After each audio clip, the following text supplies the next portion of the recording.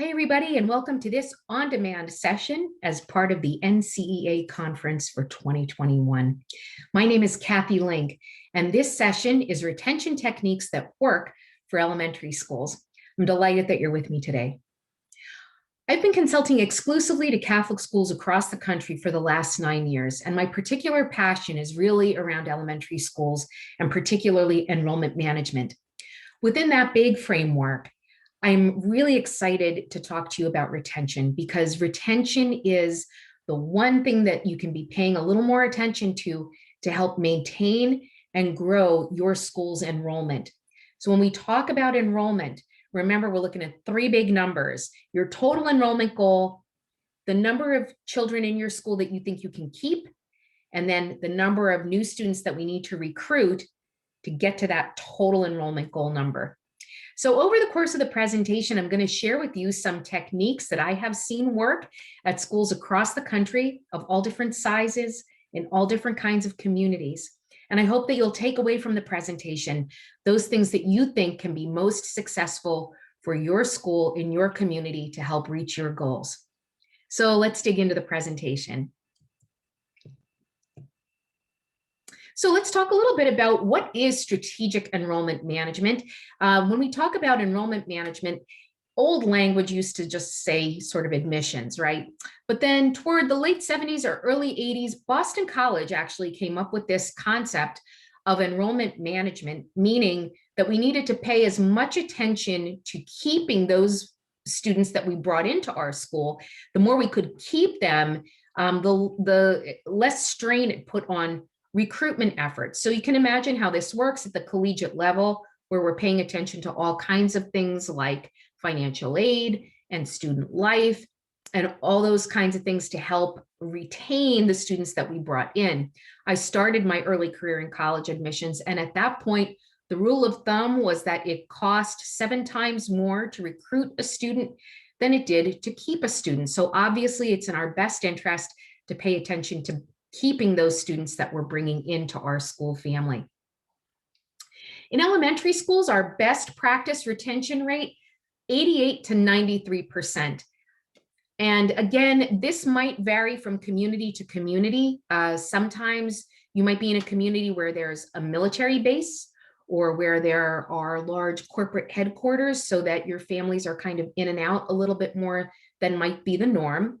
But in general, about 88 to 93% is the rate that you should be shooting for. So sometimes when I do this presentations, people are actually a little confused about the way that you calculate retention. So let's pause for a moment. And if you want to get your enrollment numbers in front of you, you can figure this out. This is the calculation. You take your total enrollment, and I always include pre-K if you have a pre-K program in your school, your total enrollment. You subtract out your 8th graders because unfortunately they can't stay with you for another year. And that gives you the number of students that you could possibly re-enroll for the coming year. You divide that by the number of students who actually have re-enrolled, and that's your retention rate. So I think where people get a little confused on this is that they want to add in the new students that they've enrolled. That's a net retention number. And while it's important because obviously you want to match this year's enrollment and grow, that's how you get to net retention numbers.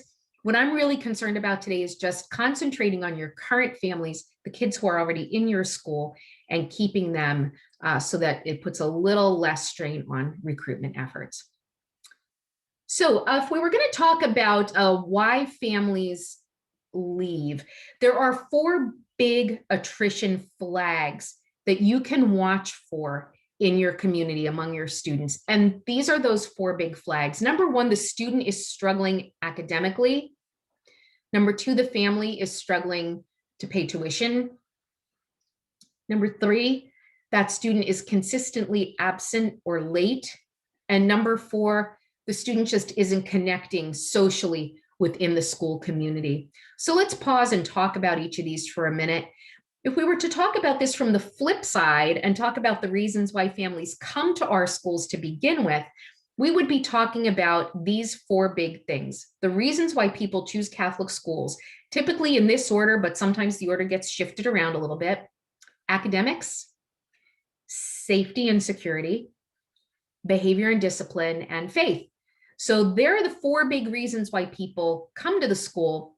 If these are the four big reasons why people leave, are there ways that we can try to bridge these things so that we're paying more attention to them in a retention-oriented framework? So again, struggling to pay academically, struggling to pay tuition, late and absent, not connecting.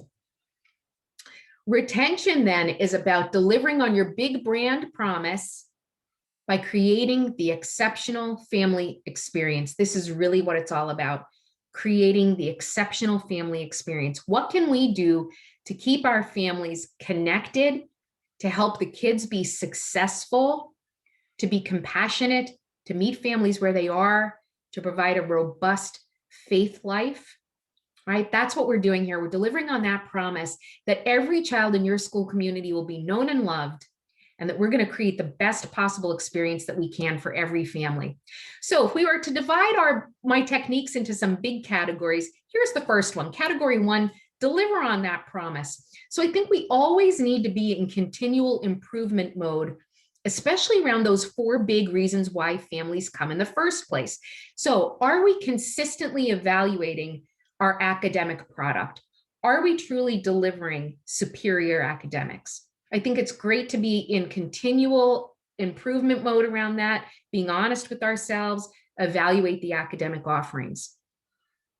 Number two, safety and security, always good to do little audits around that.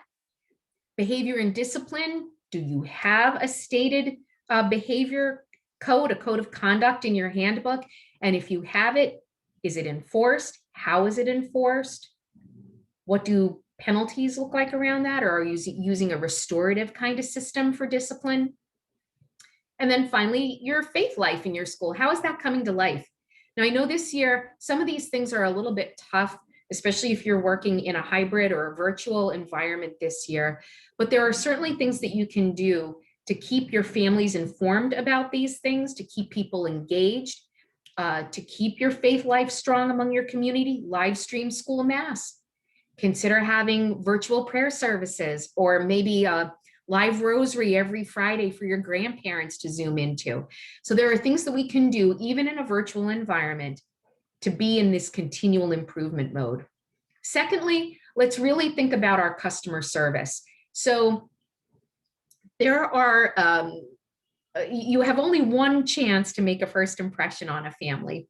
And even with your current families, it's so important that they feel like they are being heard, they're being treated in a certain way, right? So maybe take some time to really evaluate your customer service from things as simple as, how is the phone answered in your front office? So families are calling in, what does that sound like? And you do know that you can hear a smile over the phone. So what does that sound like? To how quickly is a phone call returned if a family leaves a message? How quickly is an email returned? Right? What is just that upfront part of things look and feel like from a customer service point of view? The other little tip that I'll give you here is that if you are back in your building, or you're hoping to be back in the building in the fall, I would encourage you all to do what I call a visual audit. So this means that you recruit someone to come into your building with fresh eyes, right? I would not use a faculty or staff member, not even sure I would use a parent for this, preferably somebody that doesn't spend a lot of time in your building. You give them a clipboard and a pen and 90 minutes, and you ask them to walk around and make a note of the things that they see that kind of send a message.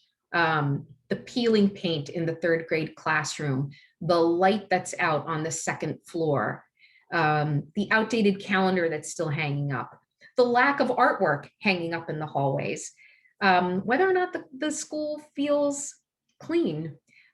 These are some basic things, but they create that impression for your families about how you view and take care of your schoolhouse, right? So the dead bush by the front door, the piece of red paper taped to the front door of the school that says tuition payment 7 is now due.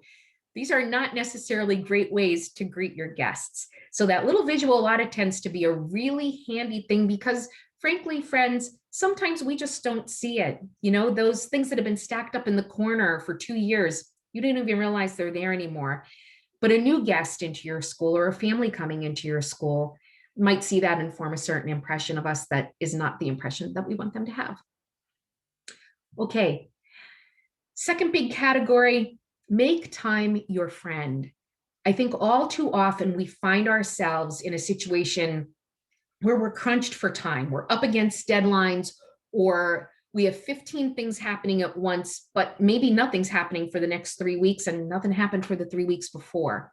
So take some time to look at your calendar and make sure that your work plan looks manageable, right? What's happening when, who's responsible for it? If there are ways to smooth out your work plan so that not everything is happening at the same time, that would be a win. But in terms of retention, these are the 3 things that I want you to think about in terms of timelines. Number 1, if you can adjust your timeline to open re-enrollment in the fall, I strongly encourage you to do that. I think that for most of us, or for many of us anyway, maybe we open re-enrollment around Catholic Schools Week. And while that's fine, I think it's better if we can open re-enrollment in the fall, even at or around Thanksgiving time. The idea here is that the sooner you get a commitment from your families, the sooner you know where you are with that retention number, and that helps you to form and inform your recruitment strategy and those things that you really want to kick off generally around Catholic Schools Week. So if we can have the retention piece of things finished by then our recruitment activities look different. Okay, so what does this look like to open in the fall? Open in the fall around Thanksgiving time, maybe, with the goal of having 80 to 85% of your families re-enrolled before you leave for Christmas break. This is typically done with some incentives, driving toward deadlines, a deeper discount if you re-enroll within the next couple of weeks, still a discount if you re-enroll before we leave for Christmas break. And then after that, you go to the regular registration rate, or maybe you even increase your re-registration fee a little bit.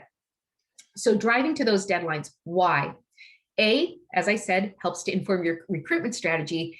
And B, let's say you can get 80% of those families re-enrolled by Christmas time, then you know that 20% who have not been able to make a commitment to you about returning need some extra attention. And you know that now at the end of December, not maybe mid-February or the end of February, when you would typically be shaking out from your re-enrollment effort at Catholic Schools Week. So it gives you more time for what I call retention intervention, which means being able to get on the phone with those families and talk about why they're stuck. How can we help you? You're an important part of our family. We'd love to know that you're coming back next year. But if you have questions or concerns, we're here to help you with that, to help you figure out what you need to be able to make that decision to return with your children for next year. Okay. Next, once you've done that, and I would adjust your timeline and maybe do that for a year or two before you consider moving to continual enrollment, although you certainly could go right to this method of conducting your re-registration process. Continual enrollment basically means that you're saying to a family when they enroll out of the gate, we know that you're going to love it here so much that we're going to continue to keep your child enrolled here until you tell us not to. That's basically the premise behind continual enrollment. We know you're going to love it. We're just going to make this as super easy for you as we can. And that means that we're going to continue to roll over your enrollment year to year until you tell us that you're not returning. This is a great process. It is super streamlined. You can open your continual enrollment process again. I would do that in the fall. And invite your families if they need an extension or they're not sure, or they know that they're not going to be able to return next year because they're moving or they're reassigned. Then again, aim to have all of that wrapped up before you leave for Christmas break. The third little tip here about time has to do with step-up days. And if you're not doing step-up days, I'm going to really encourage you to do these. It's not a full day. We probably need to come up with a new name for step-up days because it's really just kind of a class period where, for example, the first graders step up to second grade for that one class period. The whole idea is to get the kids excited about coming back next year. Far too many of us wait to do step-up days until the end of the year. We kind of do it as a bridging activity. Hey, it's June and we're so excited because it's the end of the year and you're going to be coming back next year now as second graders, and we're going to do something really fun with you to get you excited about that. That level of excitement needs to be happening around the time that you're doing re-registration. So let's think about that. There's no rule that says you can only have one step-up day or one step-up activity. In fact, in some schools that I work with who have the best retention rates I've seen, they do a series of step-up days over the course of the year, but the first one is always in conjunction with kicking off the re-enrollment period. If you have some grades that are traditional drop grades for you, and for some of us, that's probably pre-K to K, maybe K to 1, could be around your middle school years. Again, strongly encourage you to do more than one of these days. This is all about relationship building, friends, right? So the more that you can do to keep that family engaged and excited about moving to the next step with you, the better. So the right time for step-up days in conjunction with your re-enrollment process. Okay, third big category of tips and techniques: communicate and listen. So I think something that we in general are not really great at is telling our own story. And I don't know if this comes from a fear of sounding braggy, or we don't want people to think that we're kind of tooting our own horn. But the fact of the matter is that if we don't do it, no one else will. And I know that you all have a wonderful story to tell. So don't be afraid to do that. And I would do this frequently through your social media outlets, on your website, via your parent communication, if you're using Constant Contact or something like that, a little weekly newsletter that goes out to your families. Do not be afraid to celebrate your successes, to congratulate kids who are achieving great things. Celebrate your faculty, especially this year. Take some time to celebrate the faculty, to tell people about your faculty's achievements and their backgrounds. These are wonderful things that add value to the education that you're delivering. So don't be afraid to tell your own story. Speaking of social media, my rule of thumb there is 1 post a day, whether you're in live, you're hybrid, or you're virtual. Post a day on social media with a picture. Yes, it's okay to use pictures of kids with masks. It's really okay. It's okay to grab a screenshot of a Zoom classroom and talk about what they're doing in 4th grade today. So a post a day with a picture. And I really love to have a call to action on about 75% of those posts. So in other words, if you're going to do a post a day, 5 days a week, 3 to 4 of those posts ought to have some kind of a call to action that sounds like, click here for more information, register today, mark your calendars, plan to join us. Okay, that kind of language in those posts, because it encourages the reader to take another step with you. Okay, so a little call to action. Secondly, this is the listening part. Invite engagement and feedback through an annual parent survey. You should be surveying your parents every year at about the same time of year. And I really like mid-March for this. We can get into April, but mid-March tends to be a really good time for this. And you use the same questions year after year. By using the same questions, you're going to be able to collect, analyze, and use longitudinal data, because you will see trends over time. And that's really important. Many times, all parents really want is to be heard. So when you give them an opportunity like this annually, it sets them up for success. It sets you up for success, because you're going to be asking those questions and inviting their feedback.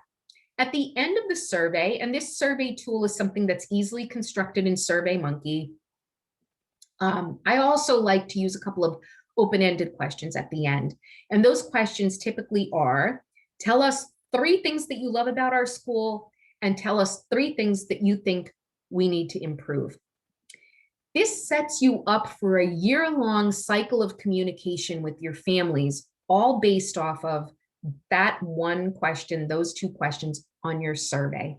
So you conduct the survey, you thank people for participating, and a couple weeks later, after you've had a chance to tabulate the data and look at things, you report back to your families, thank you so much for taking the survey. We want to let you know that the top 3 things you love about our school are 1, 2, and 3. And the 3 things that you said we need to work on are X, Y, and Z. We heard you. And over the summer, we're going to develop some plans to address these concerns. And at back to school night, we're going to give you a little report on where we are with that. And then at back to school night, you do that.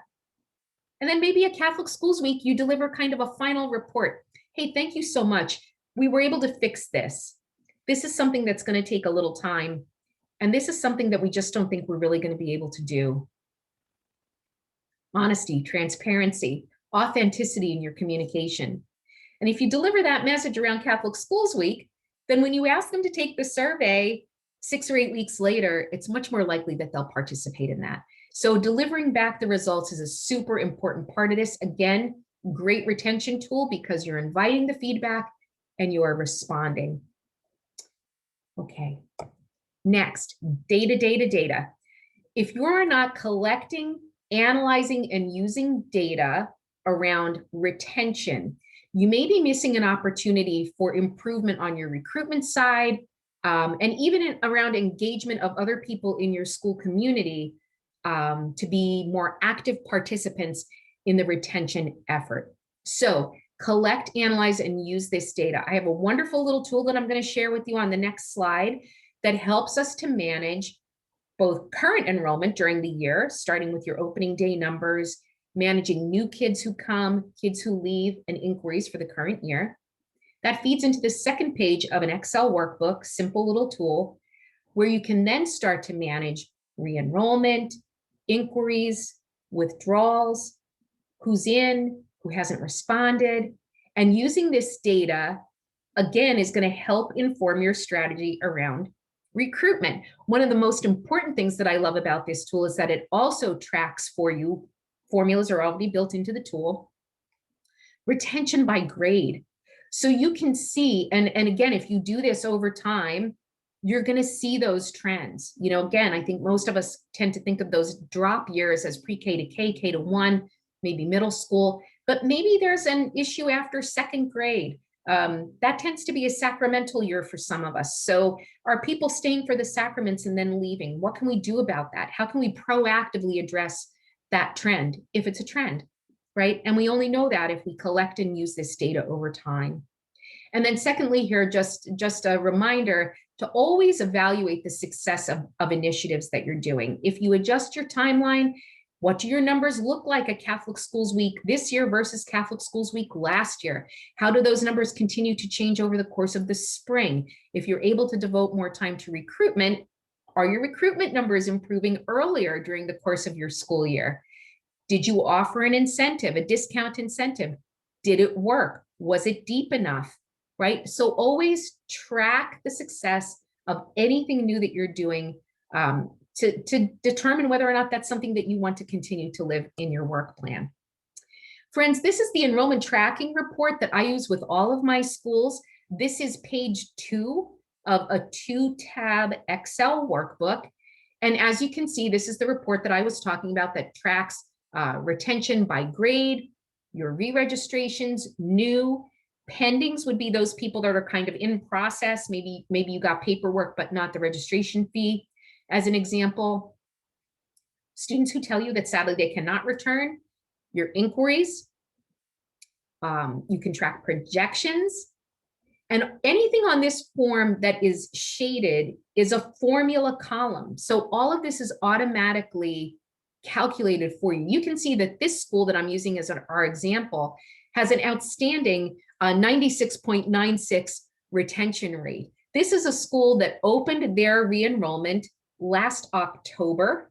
They were pretty much wrapped up before they left for Thanksgiving break. So this number is what we've been working with since then, so that on the flip side, the inquiry column can continue to grow. Now, this report that I pulled here to show you as the sample is a little bit old. Their inquiry column has grown quite a bit since this screenshot.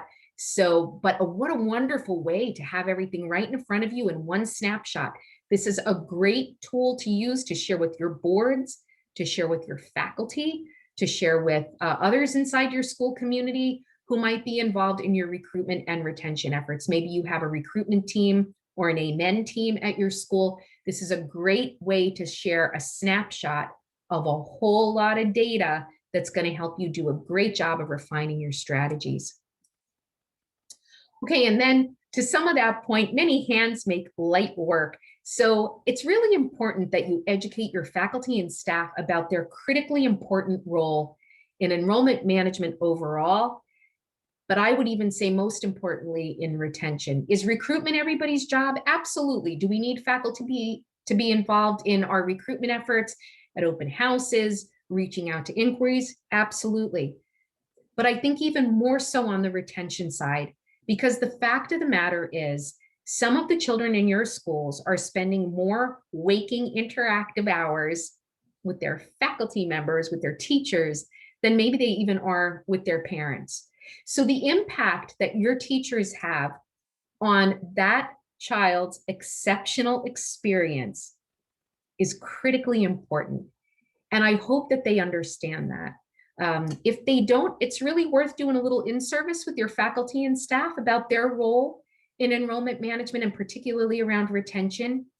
Some easy things that your faculty could do: if your faculty could take 2 or 3 kids each week and send a little email home to mom and dad, or make a phone call with a message about something great that happened that day for their child in the classroom. You know, maybe something like, "Hi, Mrs. Jones. This is Kathy Link. I'm a teacher at St. Cecilia School, and I just wanted to let you know that Jimmy had a really great day at school today. He went to the board and did a math problem, and I know that this is a concept that he'd been struggling with. And just to see the confidence on his face when he got it right was a real joy for me as his teacher. So thank you for being partners in education. Thanks for choosing St. Cecilia. God bless you and have a great night." That would go so far, right? What parent doesn't want to hear a message like that? So something simple, something little that your teachers can do to really be engaged in the retention process. You might even ask some of your teachers to help you out with those families who aren't able to make the commitment right away during that retention intervention phase. You know, could the teachers get on the phone with the families and say, "Hey, you know, surprised that we don't have Madeline's paperwork back yet for next year. Do you have any questions about anything? I'm so looking forward to having her in my classroom next year." So really important, your faculty and staff, super important players in your enrollment management process. Similarly, if you don't have a retention committee, maybe this is something that you could think about implementing your school. So what does this look like? A retention committee would be comprised of the principal, obviously, that person in your school who is responsible for the recruitment and retention process. If you have someone in your school, I know many of you are kind of one-person shops, and that's okay if you don't have a separate person for that. We would want to have some of the teachers who are representative of the in and out points, those natural entry and exit points in our schools, pre-K, K, middle school. I love to have somebody like a coach, or maybe the person who's in charge of your yearbook or the play, something like that. That person in your school community who's in touch with kids on the social side of things, the extracurricular side of things. And then we'd also need information from a couple of people in the school community, but they don't necessarily need to be members of the committee. So, for example, your person who takes attendance might want to flag those kids who are, you know, late and absent frequently, because remember, that's one of our 4 big flags. Your tuition collection person would want to provide a report of those families who are behind in tuition. By the way, you should have a written tuition collection policy with 30, 60, 90 days Consequences for families who fall behind. What does that look like? Those consequences need to be balanced with compassion always. But if you don't have a written policy like that, you really do need to have one. So that addresses the struggling with tuition flag. And then, the kids that are kind of falling behind academically, who are those kids? And that's where your teachers really play an important part in this retention committee, to have those kinds of conversations. Those kids that they see struggling socially, to be part of those conversations. The idea here is, what can we be doing proactively to help those families who are exhibiting one of those 4 big flags? What can we do proactively to address their concerns or their struggle or their challenge that they or their child might be having in our school right now? What can we do proactively about that? If a retention committee feels like a little too much for you to take on right now, I would encourage you to consider setting up a separate email address at your school that might look like retention@stcecilias.org. And, get the word out in your school community to your faculty and staff that you're setting up this email address. And if they see or hear anything that they know is a retention flag, that this child is at risk of leaving our school community, to send a little email to that address. And maybe that goes right to the principal. That's probably the best bet, unless you have an admissions or recruitment enrollment management person in your school, so that you can get that information again a little earlier and try to do some intervention with that family to try to keep them. Okay, so retention committee or the email address, perfectly fine alternative to that. So thanks so much for joining me today for this presentation. One of my favorite things to talk about. If you have questions about anything that we talked about today, or if you would like a copy of this presentation, if you would like the retention tracking tool that I talked about, if you'd like some ideas for step-up days, please don't hesitate to reach out to me. Here's my email address. I would welcome the opportunity to hear from you. I wish you all well. God bless you all in the important work that you're doing for our children. And we hope that the 21-22 school year brings you many blessings. Thanks so much.